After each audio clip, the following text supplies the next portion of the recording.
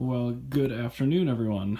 I'm doing just this quick clip because I just have to take you along for the ride on this.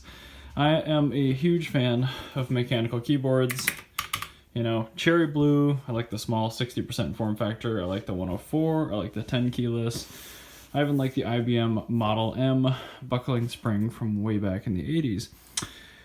More recently, with the advent and popularity of games, battle royale stuff, more like Fortnite and PUBG, people are starting to build computers again, which is great. Console sales are down a bit, and PC building is way up. And that's just great. So that, of course, means more peripherals are being made. And although the MX Cherry switches have been around for basically 30 years, mechanical keyboards, although they've been around obviously the entire time as well, have been very, very pricey. Anywhere between $150 and $300 for a nice one, 10 years ago or something like that. And you wouldn't get gaming features, and certainly wouldn't have things like RGB. So what I wanted to do was buy the cheapest mechanical, like real mechanical, I'm not talking mechanical feeling dome switches, 104 key mechanical keyboard. So I paid $20, including shipping, to my door for this thing, brand new from an eBay seller. It's a bar. Don't worry, one more bar. It came just like wrapped in plastic in this box, and I'm just gonna pop it open here, or at least try to, one-handed.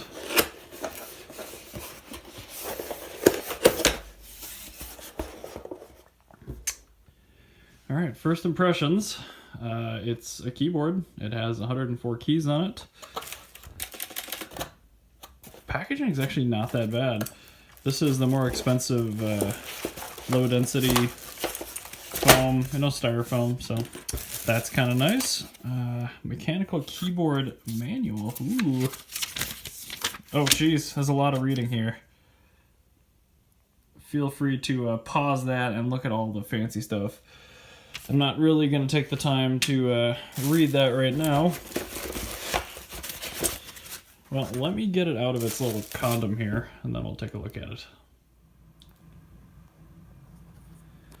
Okay, this is actually aluminum. I mean, it's the surface finish really isn't all that great. Not sure what you can tell from my phone video here, but the fact that it is metal, I mean, it's not just some chintzy plastic, and these are supposedly Otomu blues. And they are indeed Otomu blues, standard MX, which is nice, and they are RGB. I actually prefer Otomu blues to Cherry MX blues. They have a little bit sharper bite to them, and key stability is really, really good as well. This actually has a much less gamery font than the HC Man, and I'm blanking on the other one. There are 3 really, really cheap ones on Amazon, 2 of which are not backlit, and this has a much more tasteful looking keycap style on it. The one thing I'm just noticing right off the bat, the key height is crazy different on the shift. Weird. It feels like it is just the shift that's different. Anyway, standard PVC no frills cord. Looks like it's plenty long though, nice and thick. Really no complaints there. Flip this thing over. Bar blue switch keyboard. Current. That's kind of funny. Greater than 250 milliamp hours. That's a measure of capacity, not of current. So greater than 250 milliamps. Hey, look at that. It's got a key removal tool buried on the back here. Really, honestly, not too bad. Might have to plug this thing in real quick and see what its RGB lighting looks like. Holy cow, guys. I was expecting this to be lit like that HC Man keyboard from Amazon, which is, they are RGB LEDs, but what they do is they don't spring for an addressable controller like this. this actually has addressable RGB. I don't think I've seen this on a keyboard costing less than $49.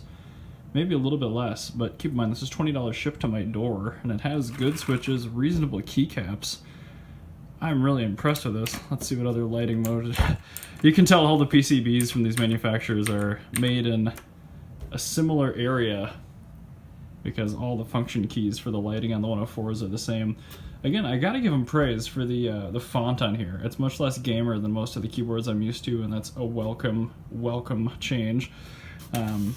Gripes, I guess I can't even call these gripes just because of the price point, but and this doesn't come away. The surface finish just isn't as finely tumbled. The exposed fasteners are kind of chintzy. The lights are very directional. For that, other than that, I guess I'll type on it a bit and see how I feel, but this is unbelievably good value for money. I do not know how the modern economy can make a product like this and ship it to you for that kind of money. It's just incredible. But yeah, so far I would say I do recommend this. It feels pretty good. I might buy more of these in the future. I'd love to try a brown switch and maybe a red switch version too, but I'm impressed. This thing, honestly, that gets a thumbs up. I would buy this over any of the $20 or $30, especially the 10 keyless Amazon keyboards. So look this thing up. I'll try to find a link to this. It's been a little while since I bought it, even though it actually shipped pretty quickly. But yeah, wow, I recommend it. Definitely pick yourself up one of these things. I really should do a cheap gaming mouse video as well. Those things are the ones I've found that actually like how they feel and like how they work. They're too small. They don't feel good in the hand. So I'll see what I can do there when time allows. But yeah, thanks as always for watching. And yeah, I'll catch you next time.